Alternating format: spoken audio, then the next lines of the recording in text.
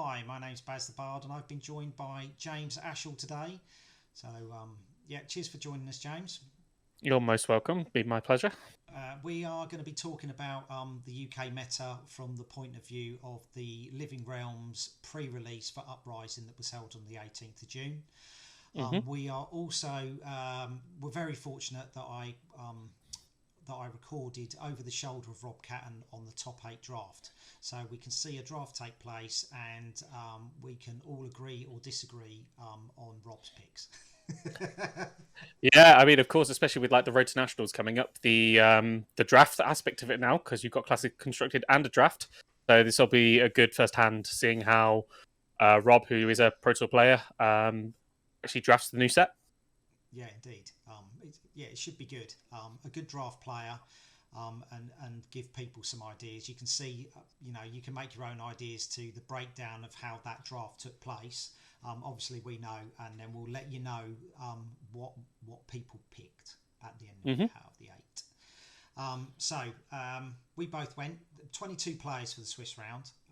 Yep. So Living Realms was one of 3 shops that managed to get the pre-release due to them having a Blackfire distributor over the Asmodee distributor. Make of that of what you will. Having a UK distributor over a European one. I think it's just unfortunate. Like, I think from what I understood, the product got held up in Calais coming over from France. I'm not entirely sure exactly what the holdup was. I heard a couple of rumors, but yeah, it's unfortunate that everybody didn't get to experience it. But the opportunity was there for a few people to travel to, like we said, Living Realms and Castleford. I'm not sure what the other two were, but we were fortunate enough to go. Got one, didn't they? Huddersfield, I thought you got one, so it was quite. Oh, okay. I thought it was all quite local.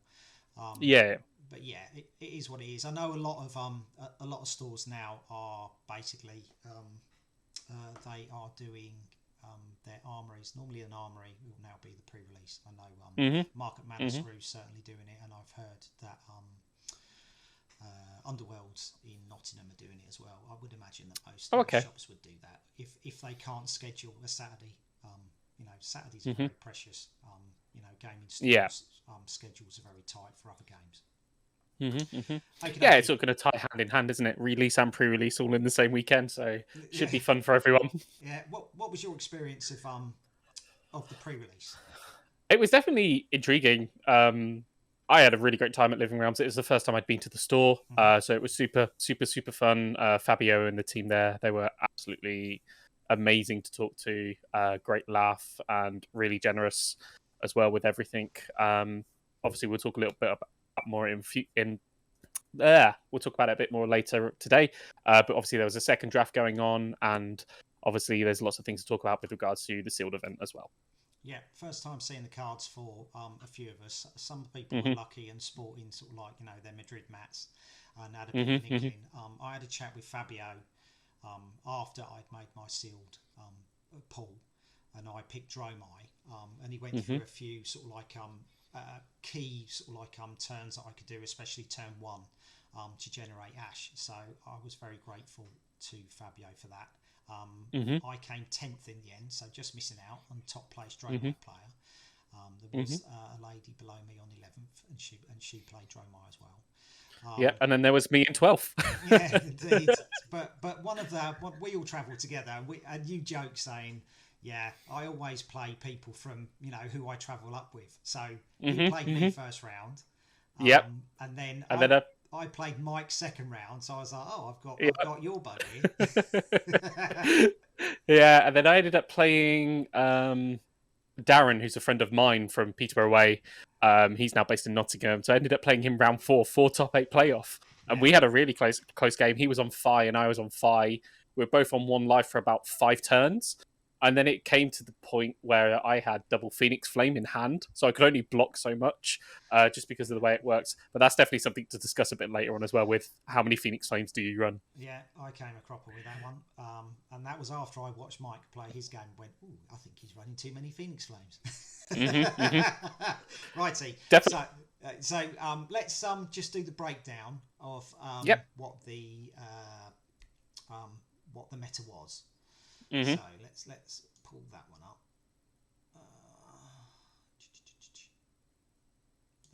Okay, so this is 22 players, Mm-hmm. 16 players went Fi, so It's a lot. that works out around about 76%.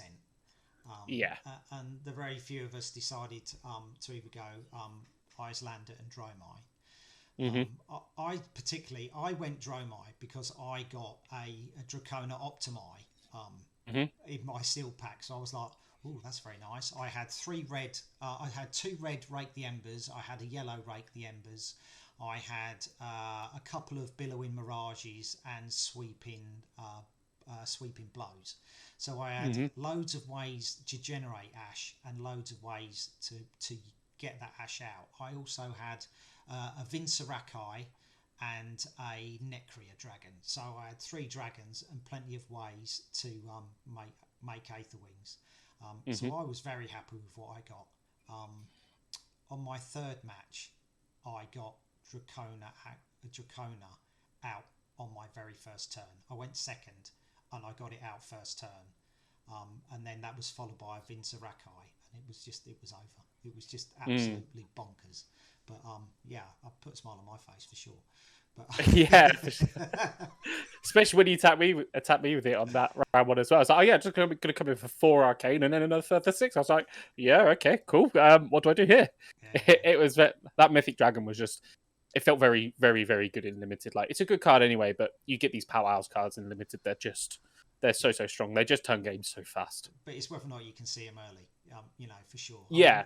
I blocked with my Dracona, sort of like on my fourth game, and I felt so bad for blocking with it. I was just like, I just want to get it out. I just saw what he could do, but it was just like I had to block. Yeah. It.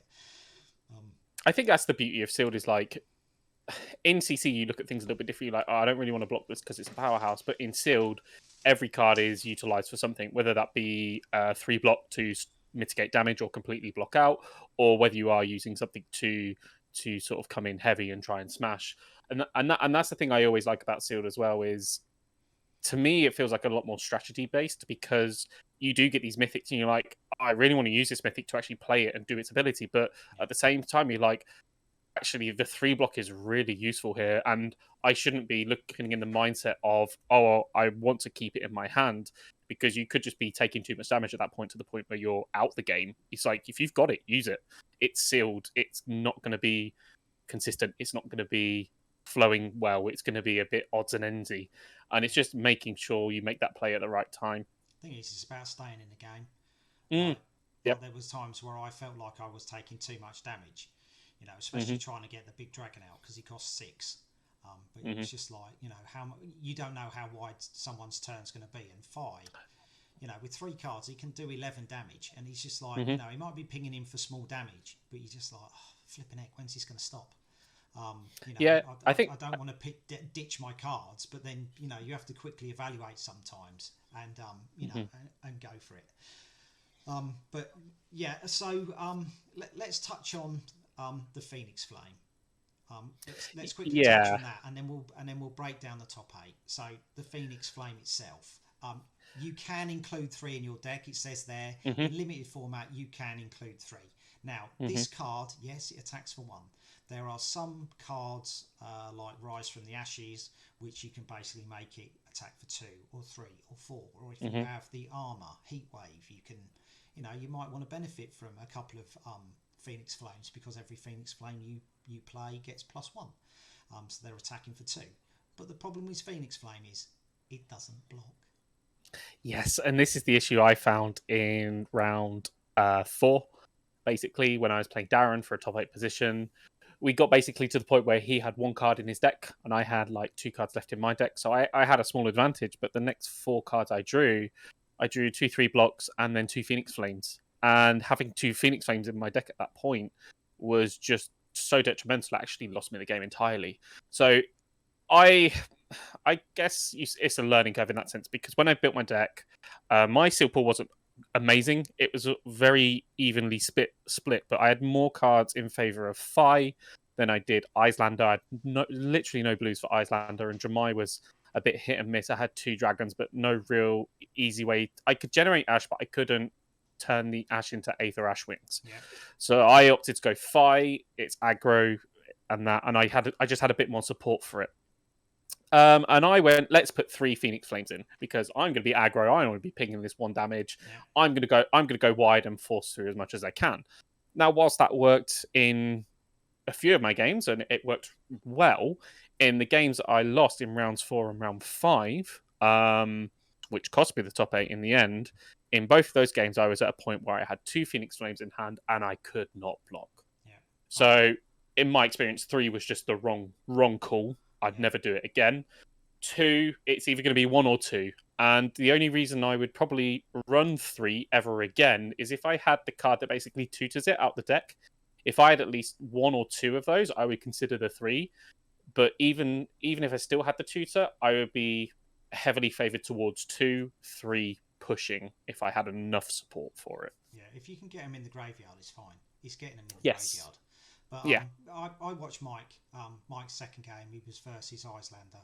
I watched him, and I think he was playing with 3, and he was just like, I've got far too many. So, I was there just going, yeah, maybe he's right, but I'm playing Dromai, and through a few games on TTS, it gets sort of like, to the bit where you're on minimal health each, and you need to pitch that 0 cost red so all your dragons can attack. So in the back of my mind, I was like, I need these 0 costs to get my dragons active. If I get a load of Aether Ashwings out, but when I played Johnny Chapman, I pulled sort of like one of them, and I was like, Christ, he's on fire. His deck was on fire. And I couldn't block. And in my next turn, I drew 2 more. So I was just like, oh, Christ. So out of the 8 cards I had, 3 of them couldn't actually block. And he just blew me out of the park on those 2 turns. Yep. I got a dragon out, felt good because I got, Vince Arakai out. So I was, presenting 9 damage when I could go, 6 and then 3 arcane. But it was by then it was far too late. There was no comeback. Yep. So yeah, I mean, in the end, I dropped it down to 1, and that worked far better.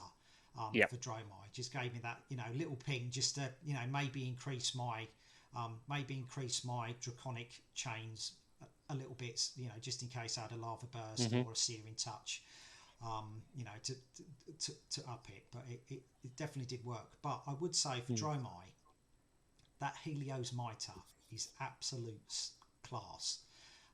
So first turn, that don't worry about it. Just if you've got a couple of reds, just pitch to Helios Mitre and then generate Ash.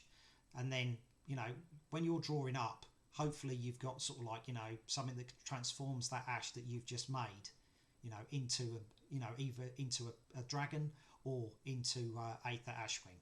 But that Helios Mitre, that's what I did. And the games I won, it was just a snowball effect straight away, simply because of that card. But you can also do it with Quell. So don't be afraid if you're playing Dromai, just to pitch a red early, get that Ash going. Because once you've got that Ash, you're off to the races. Yeah, I definitely think like another standout card for me personally was Red Hot. The attacks for 5, it's a Dromai or 5 specialization, and on hit, destroy a card in Arsenal. That was just like a great finisher. Like, obviously it has to work on Rupture, but it was so easy to sort of do as well. The amount of 0 cost go agains or 1 cost go agains in Phi was just crazy. And doing like 1-2 attack for sword, Red Hot Rupture as your 4th one, it was just like, man, you sort of punching out 13-14 damage quite easily. But I will say, definitely punch a lot of damage. You don't think it's when it doesn't look a lot, but when you look at the chain at the end of it, it's just like, oh my god. Yeah, I mean, and to think you start off with only 20 life as well.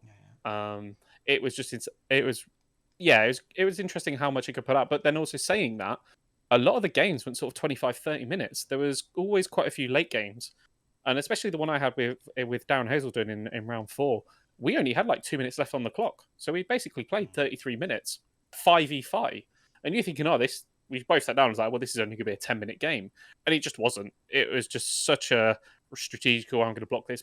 Oh yeah, I'll let 2 through there. Oh wait, he basically played a card that said it was a blue rare, and it says put a 0 cost from your graveyard on the bottom of your deck. So he basically just put a Phoenix Flame on the bottom of my deck. So when it got to that late game, that's why I ended up having like 2 Phoenix Flames in my hand, because he managed to sift one to the bottom. So it was like a really good long play in that sense. But I don't think either is expected to go to the point where we've only got one card left in our deck, basically. So the 5v5 matchup, from my experience, wasn't very much a who can rush first. It was more of like who could defend and still push through damage at the same time. It felt like a really close game. It was definitely the best game and most enjoyable game I had, just because of the thinking around that game and who was going to win, because we just didn't know until the very end. Yeah. Okay, so let's get on to top 8. So top 8 consisted of, we'll do it in reverse order. 8th was Oliver Wing, or Ollie. He was playing Fi. Johnny Chapman, who I lost to, so I'm glad I got you there, Johnny. You know what I mean? He was playing Fi. Tom Marsh was in 6. He was playing Icelander. Darren Hazelden, he was playing Fi. So well done, James, for letting Darren get there. Yeah, wow. 4th was Rob Catton on Fi. 3, Mark Quamby, sorry fella. He's on Fi. Mike Kerslake in 2nd place on Fi. So Mike, big up, Mike. I'll let you get there. We let our friends into top 8. That's what we did, right? The thing was, it was like every time you won a game, you got another booster pack. So it was brilliant. And some people were opening the booster pack prior to actually playing the game to like increase the stakes a little bit. Oh my god, I got a Marvel. Great. You know what I mean? If you pulled a Marvel or something, you're just like, holy shit, I want to get this game. So when me and Mike, squared up against each other, we share our collection.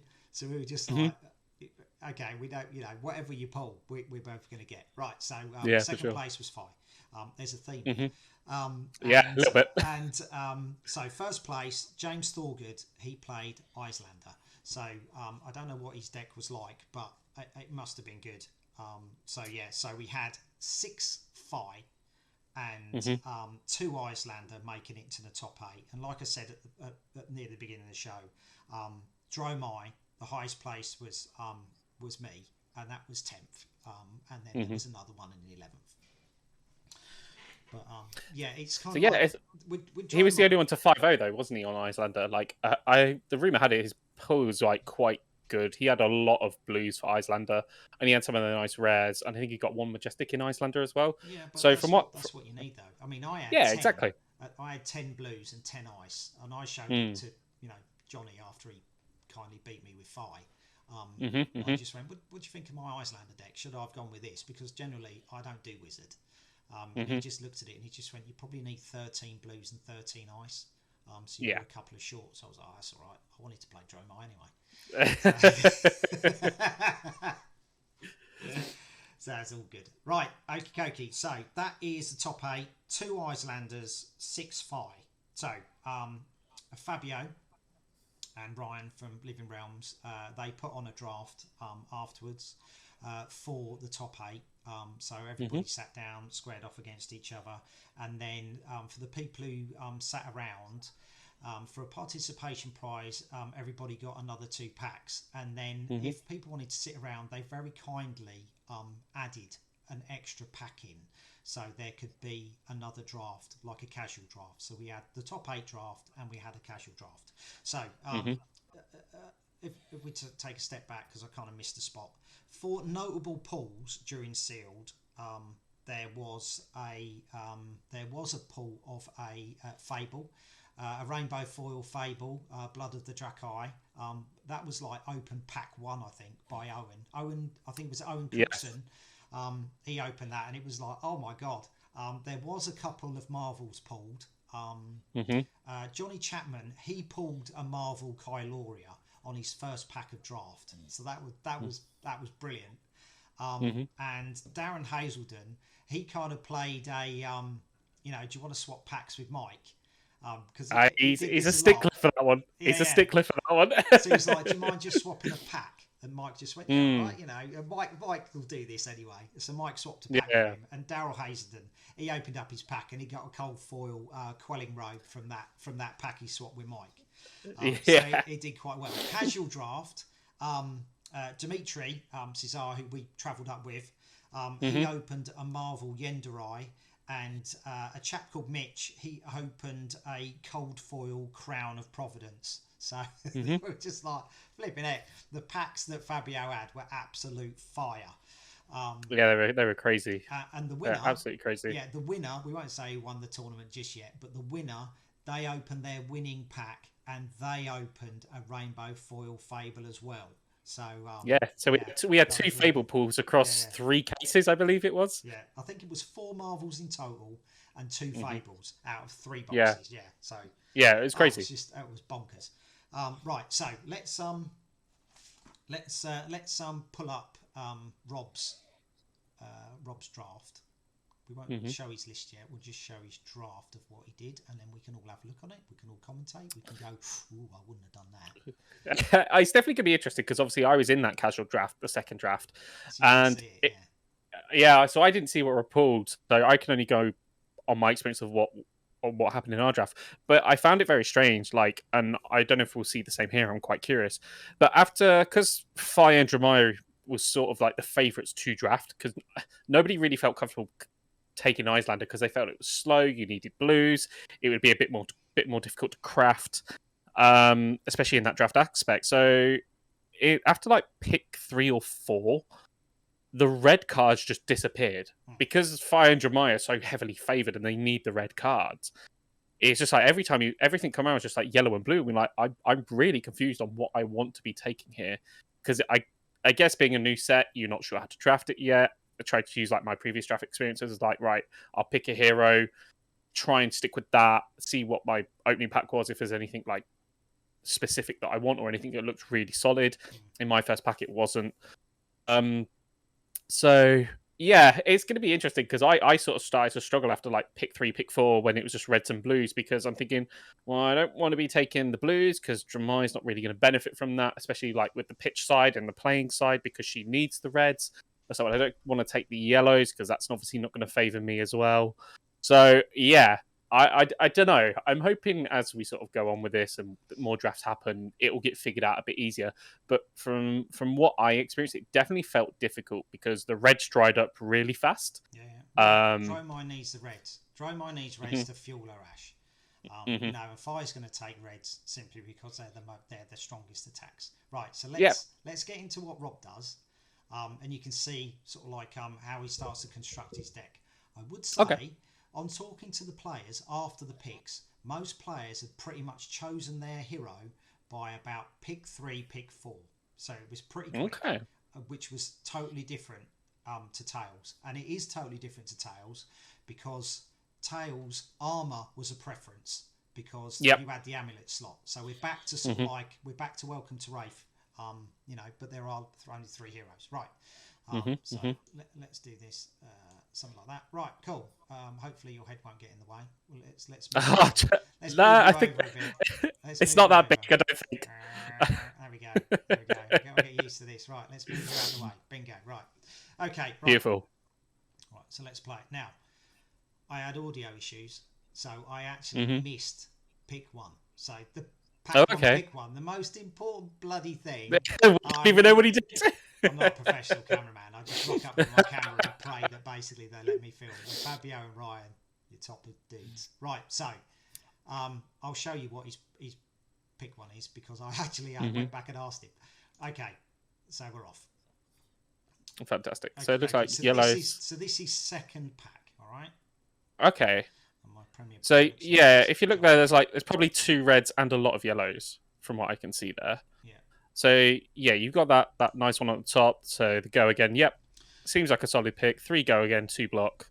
Yeah. So what we found looking at the cards, if you've got ninja cards, they're going to block for 3. If you do draconic ninja, they tend to block for 2. If you do draconic cards, they block for 3. So yeah, you can't go full on draconic ninja because you're going to have quite a low block. So yeah, his first pick was an Aether Hail blue, so he picked a blue. Oh, okay. So he went Icelander, but as you can see, he's starting to go Sort of heading into Fire now. Yeah, Fire. I can see. Yeah. So whether or not that was because he saw some good reds early and some solid reds that he went through.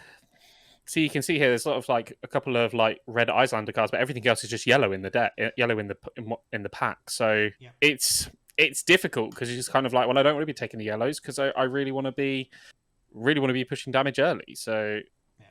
it's a difficult one. But that Soaring Strike, even though it was a yellow, it still has a good benefit because Yes. because he can basically pitch his he can banish his draconic cards from his hand, and either they're going to get go again, like Lava Burst, you can give it go again. I mean, it's a 0 cost, so you can play Soaring Strike first, then come in with a Lava Burst if you're not going to get up to Rupture 4 and still get it. So it's still a good card. So Sift, so he's now gone for a blue simply because 2 red cards and a blue will basically get you round about 11 damage. So and it's a 3 block as well. So like it's crucial to have these 3 blocks, especially when they're coming around. Yeah. Trade in, so another it's a sift card essentially. If you can play it from Arsenal, it gets go again, which is really important. Loads of go again. Rob's picking up already, and he can he can sift through his cards. So he's got sift, so he can get rid of a card. He's now got trade in, so he can get rid of a card. Silken Form is awesome for Dromai. It's really good. So, like, in that pack, he's got 1 ninja card to pick from. He takes it. It's a solid 2 attack as well with go again, and also blocks 2 as well. So, I might move you up there. So, yeah, sure. I think I'm frozen as well. Yeah, I don't know why. Let's do that. Maybe. Sure. There we go. Right, cool. Okay, so cards. So we've got three yellows and a blue. I mean, I might be inclined to take the flex here. Personally, I think it's just the better of the 3 picks. It's an extra attack. It's box 2, comes in for 4. Yeah, so I think that's the right pick here. And then I think you're just sort of taking a generic and then look at that fantastic ninja card at the end.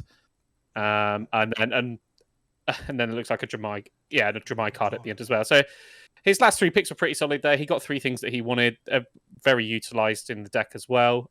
He wasn't sort of like just taking something for the sake of taking it. He definitely got a couple of nice cards at the end there just to help out. And especially like I think when you're looking at this as well and reviewing, you sort of trying to look, what am I missing? What do I need to sort of try and target? Have I got enough blocks? Have I got enough reds? Have I got enough enablers? Am I going to be just sort of like doing go again and then not doing anything else after it kind of thing? Or have I got no go again and I'm just going, action pass and sort of trying to defend a bit? He's got plenty of go again already. What he's quite noticing is Rob has got no armor. So what we were saying about Tails, like one of your first picks from pack 1 would be, you'd be looking for deep blue. You'd be looking for armor. Yeah. Now, Rob hasn't picked any. Yes, Quell is amazing. It can really set you up really well. Especially with sort of like the chip damage that fire tends to do. So the Quell cards are good. Tide Flippers are really good for Ninja. You'd be looking for Heat Wave for Ninja as well. So you can get, depending on how many Phoenix Flames he wants to do. But yeah, we're already into pack 2. And he's got no equipment. But what was quite telling was, at the end, Icelander cards were still floating around. And he ended up with Dromai. So it's already telling you there's a lot of 5 players. Yeah, of course. Especially in, I was going to say, in this draft as well, like you take the back 2 out at the moment. So you see Rob take the 2 out there. And the Helios Mitre is something you can add to your deck freely this time round. So you don't necessarily need to target like headpieces and stuff like that because you're going to get one for free regardless. You can just add it to the deck. It's going to be interesting to see what he takes here. Pack 1, pick 1. I would assume it's a red ninja card. Yeah. Red ninja all the way. There's a Tide Flippers there. So Tide Flippers, a Lava Burst, Trade In, red. So they're all good cards. Yeah, it's got choices here. Yeah. So all the top 3 cards he's got at the minute, Rising Resentment, Mountain Anger, and the other one, are all cards that basically allow you to banish either. So you've got a cheaper cost, go again, or extra power. So he's gone for a Mounted Anger. So So he can banish a card and then basically get +1 attack on it, +1 power. Yeah, exactly. And it has got that magical go again as well that you need for Phi too. Oasis Respite. Now, a lot of people are talking about this. I like the card personally. Definitely did work for me in Sealed. I didn't get any reds, unfortunately, but I did get a couple of yellows. But if you look at this pack, it's all yellows and blues. There isn't too many reds. So there's the Burn Away at the back, which is quite nice, which I think is their specialization card. It allows allows for an extra power. He hasn't even looked at that. He's not interested in it, and he's not interested. It's the go again. It's what you need. It's the go wide. Yeah, go wide. Banish a card. get extra Yep. power. So See- he's making those cards just hit a little bit harder. The chip damage is Mhm. coming in for a little bit more. Stoke the Mhm. Flames is amazing. I like But Stoke the Flames as well. it's got no native go again. But if you can hit with No. it, then you can get your Phoenix Flame out, and then the cards allow go again. So Yeah, of course. and it It's comes definitely in not for something. 4. Yeah, it's definitely not something you're attacking with straight away. It's definitely something for later in the chain, which I like. But yeah, if you looked at that last pack, it was all yellows and blues again. It's a couple of reds in this one, so it's still nice. But I think this is where it gets a bit tricky. He's not even like looking at the equipment at all. It's just where is the go again? What's the cheap go again in the pack? Another Take card, it. Rising Resentment. Yep. Banish a card, get some sort of bonus. I think that was cost 1 less. Even though if you play it first turn or first on the chain, you're only banishing a 0 anyway. It's going to cost you nothing. Yeah, of course. It's a bit of a weird one. Yeah, so it looks only to be one card on. Oh, there's a couple of cards there on his pool, but only one red one that's probably of interest. Yep, goes for that one. So still going for go again, but this has got a bit more conditional. But essentially, it's going to come in as the second card and get go again. 4 attack. Yeah, exactly. 2 armor. So a lot of his cards are two blocks there. But he's generally watching Rob. He's getting a few red, and then he's going, I'll get a blue. I'll get a few red, and then I'll get a blue. So just basically to fuel them, or he's getting a card that gives him go again. So in Flame, I like in Flame here. it's only attacking for 1, and it basically it's getting Phoenix Flame. Gets the Phoenix Flame back, yeah. Yeah, so it's a bit more, Rob only runs 1 Phoenix Flame. So he's just like, okay, so I'll go for Cinderskin Devotion. He's only kind of come in for 2, but he's got to go again, or he can use it to fuel. So he's just picked 2 reds, then he's picked a blue. I know, I guess he's probably taken that because in his mind, obviously with the Phoenix Flame talks that are happening during the day, he's probably thinking, I'm probably not going to have one in my graveyard. Yeah. So I'll probably take that extra damage where I'm doing 2 instead of the 1, because I'm not really going to be getting that Phoenix Flame back, because I'm only considering running 1 at this point. Now I think that there's a red brother in arms at the back. Okay. That's a really good card because that's strength 6. So yeah, that's the 6 box, cost 2 if I'm not mistaken. You're going to face some Dromai, so you need a popper, but you didn't go for it. Yes. You went for a blue with go again. So he's still seeing a lot of it. Yeah, he's still seeing a lot of illusionist cards get passed around though as well. So he might be thinking that maybe I don't need this 6 popper. Maybe I'll just stick to keeping on that aggro train, pick up as much as I can and see what I can get, because you can be a bit more versatile then in picking and deciding what's going to go in your deck. But it would be quite interesting to know. I know Johnny, who's sitting opposite him. So Johnny is on Dromai right now. Yep. I can't remember who was sitting to. Rob's right. I think it was Mike and then Darren, if I'm not mistaken. No, it went James, Darren, Mike, Johnny, and then it was Rob. Yeah, so it would be Mike next to Johnny then. Who was it? It might have been Tom. Might have been Tom who sat next to him. So Tom, who's on his right, okay. He's on Icelander. Oh, okay. So he should be well fed then. Looking at this draft, there's lots of ice cards going back and forth. No one to either side of him. He's picking up Fane. That Searing Touch is a nice card. Yeah, that is a nice card. It comes in for 4 and it does an extra bit of damage for the Rupture. So it's literally it's a 5 damage card if you can get it on a Rupture. Yep. And it defends for 3 because it's a Draconic card and not a Ninja card. But what's quite interesting is that's a common card. Yeah, it only comes in red. And there's a couple of those, like Stoke the Flames. Yes. It's a common card, only comes in red. Now, we're used to, if you've got a common card in red, there's the rainbow flavour coming. Yeah, they're kind of like, just upped it a little bit and sort of like, just switch gears, just to mess with us a little bit. Yeah, it definitely makes this draft interesting because, like you're seeing the packs coming around, you've got 4, 5, 6 yellow, blue pitches, and then just like no reds because Dromai and Fire just eating them up. So when you are getting to these picks, you're sort of almost stuck on what you're taking. But I didn't. This is the other thing I noticed in the draft. You always have a choice as well. So he's never been short of a ninja card. He's never been short of an illusionist card. He's never been short of an ice card and a generic card. There's one of each generally every single time you get past a pack, and that's a nice balance. That there's always something to go for. Now I like these healing balms. A lot of people are playing them in sealed. He's obviously chosen to go for the lava burst there. Another attack action, which I think is fine as well. For 5. But the thing is, you need to have a chain, don't you? Yeah, if you've got some dragons out, it's quite nice. If you've got a long attack with say it's picked a blue again. So you know, if you've got a long chain of stuff and then end with a healing, or you block out and then go, all right, for my turn I'll heal. See, this is the other thing. Like these quell cards, they're still coming around. So it's like, oh, I'll pick them up now. Ooh, I don't see. It feels like a difficult healing. The healing balm, maybe potentially. What's that? Strategic planning. Yeah. It's gain 2 or block 2. It does exactly the same. So it's a free yellow pitch, and it blocks 2 as well, and also gains you 2 life. So it's kind of like just going free. But that strategic planning, you can still play out your entire hand and then ensure you've got an arsenal. That's what's good about strategic planning. You know, so it's all good. A red one will allow you to get a 2-cost card from your graveyard. You know, put it on the bottom of your deck. The blue one will let you go down to a 0 cost. So, you know, of course, you take your flavour. So we can see what Rob's got now. He's got sifts. He's got sort of like loads of reds, loads of blues. He's got a smattering of yellows. Yeah, he seems to have favoured the blue over the yellows in this. So yeah, like you see, got quite a few reds up the front there. But there's definitely a lot of blues and yellows as well. Yeah, but a lot of his cards are either costing 0, costing 1, or he's going to pitch 2 because he's going to use Searing Emberblade. For the sword, exactly.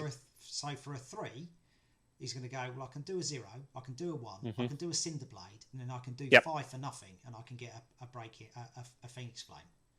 Yeah, so, of course. You know what I mean? So he's setting himself up to just go, right, if I can get tempo and play, you know, and keep it, he's doing 4 cards. Yeah. And I guess thinking like looking back on it, I think when you look at the draft, you think I'm going to run 1 Phoenix Flame. Then if you find like the flame, is it Flame Call Awakening? I think it is, where you can go tutor for 1 out the deck. If you've then got tutors or you've got ways of finding them, then play that second and things like that. But he's just not seen any of those. So I still think like the 1 Phoenix Flame is right here. But he's got that Quell as well now, which is also really nice. Yeah. And then he'll get the free Helos Mitre at the end. So really, you're just looking for a set of legs now and some arms. Yeah, but the yellows, Helios Mitre 1 card. So you can block 1 damage. Or you can do Quell on 2 attacks. So you just like, you know what I mean? It makes no odds you've got a yellow. No. So just having a bit of sort now of the go agains and everything like that by the looks of it. Yeah. So looking to see what attacks he's got, what's going to fuel his attacks. It's definitely good to. Yeah, as I say, it's definitely good to review like your blocks as well. Like we said earlier, he's got lots of 2 blocks. So it might be a good time to start thinking, oh, do I need some 3 blocks here? Like when you're reviewing in the second pack, you're just trying to find what you're missing now more than anything. So if you're heavily on 2 blocks, try and find those 3 blocks. But if you've got the option of taking a good ninja attack in this case, then I think you should take it hands down every single time. But it is a good time to try and figure out in your mind what you're looking for, what don't I have, and just like making it a bit more refined now. Yeah, he's only got 2 pieces of armor. So he's got that Helios Mitre that he pulled as a token, and then he's picked up Quelling Robe. He's got. Yep. So he's definitely on the hunt now for armor. So they're just making sure they've all got 14 cards. Yep, once you take those back 2 out. And you don't get to play with the back 2, unfortunately. So if you do pull a Marvel or something... ooh, here we go. Something spicy. So Tome of the Firebrands. Nice tome. 4 Draconic Links, and then you can draw 2 cards. Do you take it in limited? It's an interesting one. I don't think you want to pass it. You could hate draft it here. But with the amount of go-agains and everything you can get from Fi, it's definitely worth considering. Yeah, Lava Vein Loyalty there. Yeah. 3 go again. So there's still some good reds in there. It's a toss up. Take the time. So he's got loads of go again. He's got loads of cheap ones. He's giving it a punt. So Interesting to see if you can get it off. Oh, nice piece of ninja equipment there. yeah, Definitely worth considering now, considering you are looking for legs, like you said. He's got another go again there as well. So it's definitely a toss-up between a couple of cards. I think maybe 6 packs. There's only 6 packs he hasn't seen now.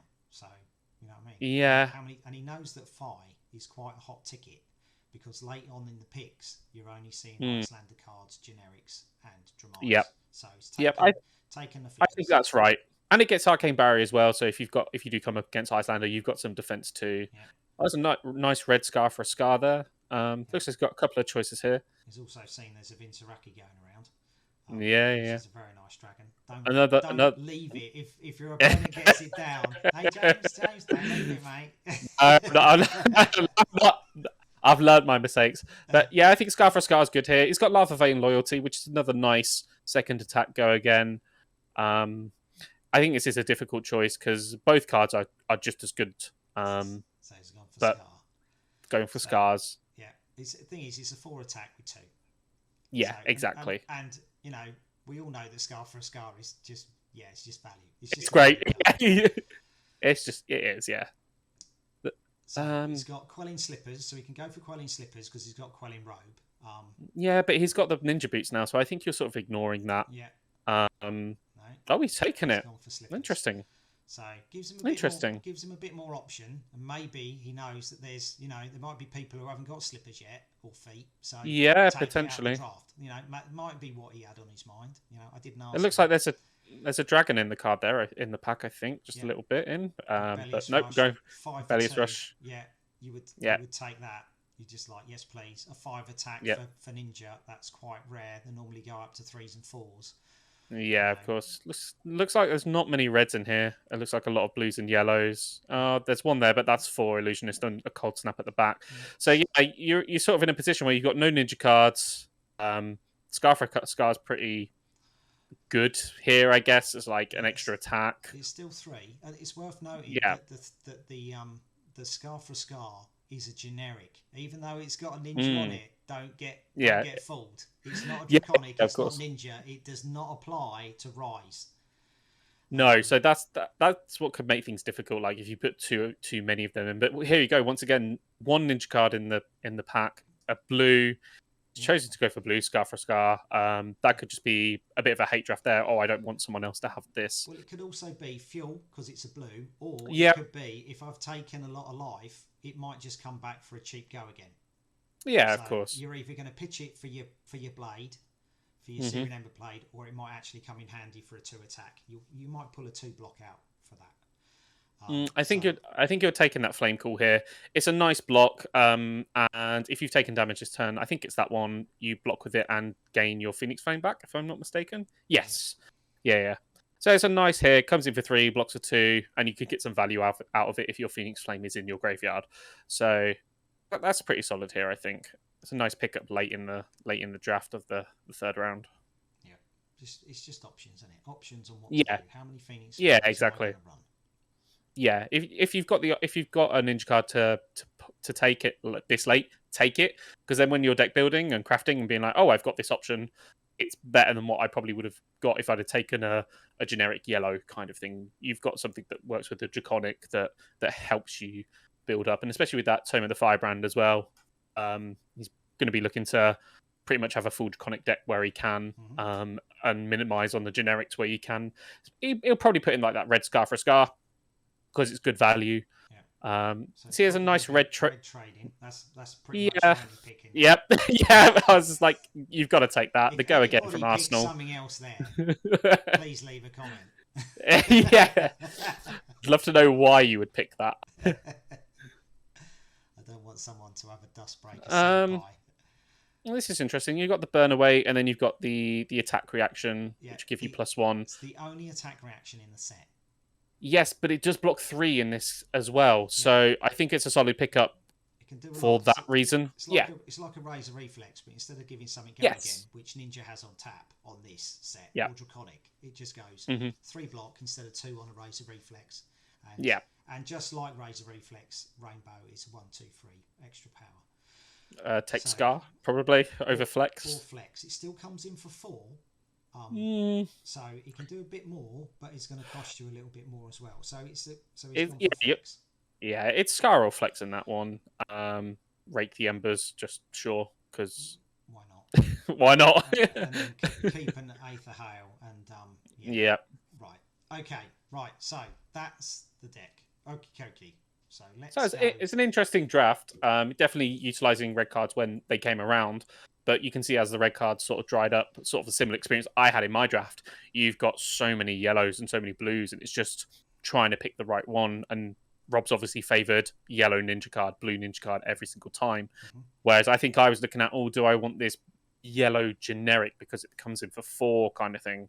But it's definitely interesting to see Rob's just gone, nope, draconic all the way.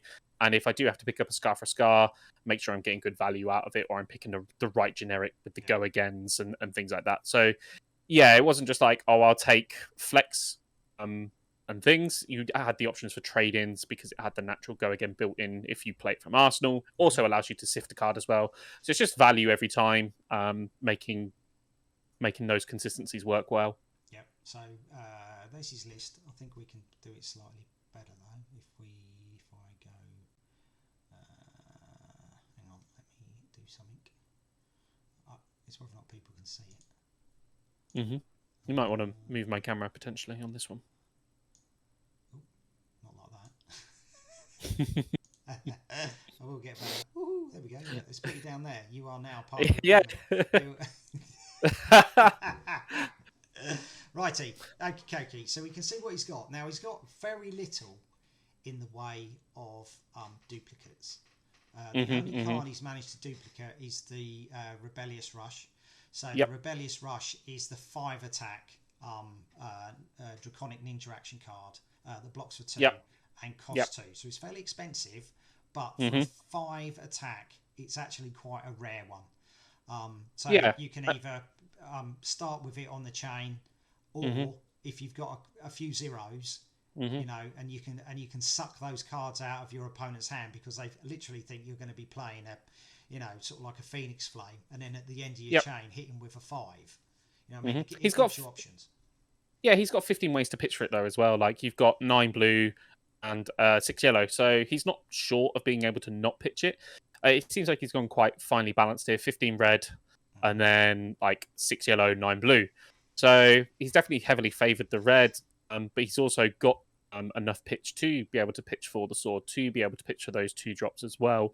So instead of it just being, let's jam all the reds in, let's jam all the go against, he's really balanced it quite nicely from what I can see, which should make the deck quite consistent. Yeah, but this is the thing. I mean, I'm pretty sure Rob's already done testing like a lot of people have. Yeah, of course. It's literally sort of like 1 card in, then Searing Emberblade. So you just like, okay, generally it's like a 3 attack, some other attack, and then 5 for nothing, or 5 for 1, or whatever you want to do. It's generally sort of like those combo lines that you look at every time. Now he's got Tome of the Firebrand in there, so he can do, you know, string a few cards together and then maybe get a Tome of the Firebrand. If he's on top and he's got tempo, things are working out for him, the Tome will be really good. I'd love to see how many times it gets it off, because that's going to be like super interesting. Because I think for me, I would probably look at it and go, I think I'm taking this card regardless, but I'd almost be concerned of like how many times am I going to go 4 wide or 5 wide kind of thing, even in a draft format. The trouble he's got is if you pull Tome, it doesn't block. So if he's got Phoenix Flames, they don't block. Now he's got a Tome, that doesn't block. If he puts it in Arsenal, it could get stuck. Yeah, exactly. So he's got to be really careful with that card. So if anybody there is taking a Tome, be careful. Do not put it in Arsenal. It might be there for a little while. Or you might be eating damage on your following turn, so you can get it out. But it's literally it's like a pitch card. If you can't get it going, pitch it, put it to the bottom of your deck, you know, and just get rid of the thing. It's definitely not a snap pick. You could see when he was drafting it, it's like, oh, this could be interesting, and it wasn't like, I'll just take that immediately because it's solid. I know I'm going to run this. It was definitely a conscious decision between that and I think it was Lava Vein Loyalty at the time. I can't remember specifically, but it definitely wasn't a snap pick. It's definitely something you need to consider, because like you say, it doesn't block and it could get stuck. Yeah, indeed. Okay. So I've recorded 3 games. I Okay. recorded. They did a draft. They did a round. It wasn't a round robin. Yep. It was basically a three round draft. It wasn't elimination. So Yeah. the first game that I will do has got Rob's deck, so you'll see Rob's deck. I'm not Mm-hmm. going to give away sort of like what happened. I'm not going to give away who's going to be playing in the following games. But That's fine. I try to stay with the with the pack, so Mm-hmm. to speak. So do you want to do a wrap up on this one, or? Yeah. So we'll go through the draft itself. So let's put the draft breakdown. Mm-hmm. Drafted 8 heroes. There it is. Let's move that up Oh, just my eyes were itching. I was just like, I need to itch my eyes. Okay, so draft breakdown of the top 8 heroes. 2 Okay. Icelanders, 2 Dramais, 4 Fi. Okay, which kind of like we kind of saw that there was Icelander cards and Dramai cards near the end of the draft. Okay, so you can see that actually happen. That most people are going Fi. And to be fair, new set, you're going to go for an aggro character. We saw it with Toa, that basically people just draft Briar. It's just like I'm going full on aggro. Let's move you up. Yeah. I keep having to move you, mate. There we go. Let's bung you up. That's fine. But no, I definitely think you're right in this instance. Like, Fi is just, I wouldn't say it's comfort, but it's like, I guess if you ever played Magic the Gathering back in the day, it was like red deck wins. You just take a red deck and it just goes fast and it wins. So I can definitely see the appeal in an aggro deck. And aggro decks are a lot more easier to pilot as well, especially with sealed. And it's a good way to go because if you're taking like Icelander, it's a bit more mechanical, it's a bit more methodical. It's not just put in a card attack. It has go again. It's a lot more, I need to ask, can I do this? Can I do that? I need to think about my turn a little bit more. Jemai is sort of a mix of the both. She has that aggressive thing with, especially I think is it Bellowing Sands? I think it's where it's attack, make an ash. It's Bellowing Mirage is the one that does. That's the one. Yeah, but you need sweeping blows. You need sweeping blows to make ash, and then you have Bellowing Mirage is to basically create an ash. The other one that transforms it. Yeah. Yeah, but you can create the ash when you pitch, and then you can transform it. Exactly.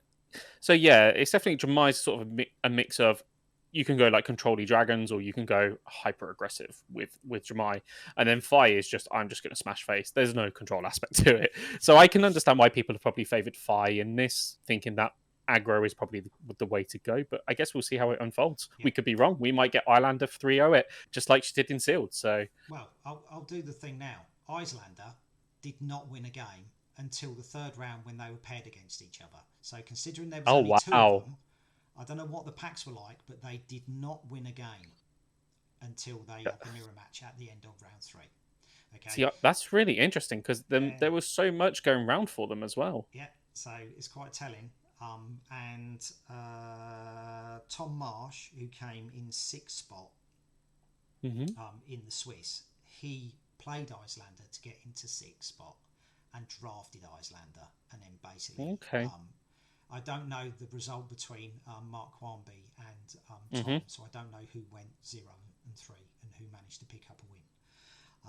So that's quite telling. But the thing is, if we look at Tails, when Tails first came out, everyone went Briar. Yes, aggro is the easier one to pick up, not solve. But for a player coming in, go aggro, you can't go wrong. But we saw that basically by the end of Tails draft and the end of Tails Limited, that Briar wasn't winning everything. It was Oldham that come in. So one of these Icelander or Dromais will come to the fore. People will put more time into it, and they'll draft a bit more canny, and then they will do it. You're not wrong. Especially with, like, I remember I did a draft myself in London, and the entire table was a mixture of Oldham and Briar, and then I took Lexi because I'd heard some rumours that if you just focused Lexi and just picked everything up, you would be good. And it wasn't wrong. I 3-0'd the draft. I had things like Overflex. I had Dazzling Crescendos for days. It was just every utility I wanted for Lexi I had. And I was just able to build this insane lightning Lexi that just went ping, ping, ping, ping, ping. And I ended up 3-0ing the draft because everybody else was fighting over Oldham and Briar. and everything just getting past me was just a dream. Yeah. So we might see that later on in Uprising, but we don't know we yet. saw that in nationals as well. UK nationals. Yeah. The first draft. Yeah.